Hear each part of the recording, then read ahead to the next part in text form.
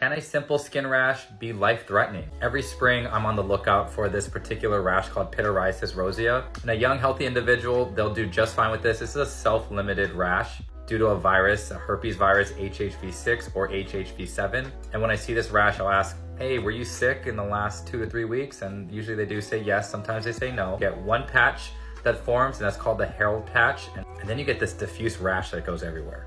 And then it goes away in the next 2 to 3 weeks. But if you're pregnant, especially in your first trimester, I take this rash very seriously. So one day I was in clinic, I got a phone call from an OBGYN colleague down the hall. Hey, Dr. Sugai, I got this patient with a really diffuse rash, and every time I see this rash in the first trimester, for some reason, it causes a miscarriage. And she asked, can you please see her as an urgent add-on today? And even though I was swamped seeing 35 patients that day, I said, please send her over. And this is not her clinical image, but DermNet NZ has this pityriasis rosea picture. So when I saw it, I immediately thought pityriasis rosea. I did a biopsy, which did confirm it. I said, typically I don't treat this with antivirals, but in this case, I want to be aggressive because this does carry a high risk of fetal demise. It was a hard discussion because her and her partner, of course, were in tears. So I followed her closely while I prescribed her antiviral pills. The rash cleared up and baby did well. The OBGYN doctor, of course, was just so happy. And a few years later, she sent me a message with a photo of him saying, thank you for what you did. I have a healthy baby boy now. Yes, dermatologists do deal with life-threatening skin rashes.